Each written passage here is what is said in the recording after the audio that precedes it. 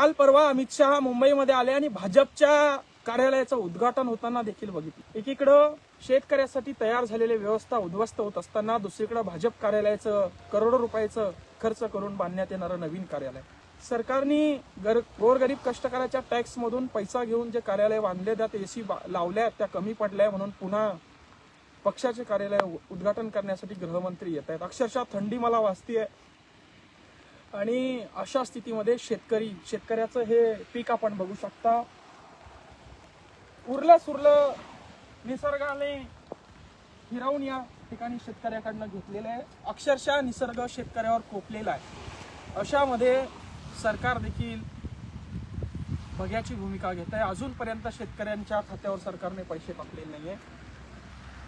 नागपूरला मोर्चा उद्या आहे। मी सर्व शेतकऱ्यांना आव्हान करतो की आपण या ठिकाणी या मोर्चामध्ये सहभागी व्हावं आणि शेतकऱ्यांनी देखील शेतकऱ्यांसाठी लढण्यासाठी रिंगणात उतरावं।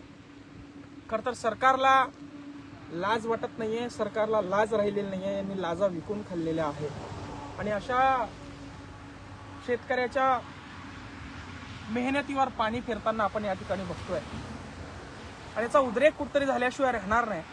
आणि म्हणून तीनही मुख्यमंत्र्यांना माझं आव्हान आहे, विनंती आहे की लवकरात लवकर शेतकऱ्याची चेष्टा न करता शेतकऱ्यांना मदत शेतकऱ्यांच्या खात्यावर टाकावी। तुम्ही दिलेली मदत जरी शेतकऱ्याच्या पाचीला पुजणार नसली तरी शेतकऱ्याला आधार मिळतंय, लेकराचं दप्तर घ्यायला पैसे या ठिकाणी मिळतंय, पुस्तकं घ्यायला पैसे या ठिकाणी मिळतंय। तेवढं जरी ओझं खांद्यावरचं तुम्ही पाठीवर आणलं तर तुमचे उपकार राहतील, अन्यथा आमच्याकडे आमच्या हातात दांडुकणे राहतील आणि उद्या तुमचे ढुंगणं राहतील।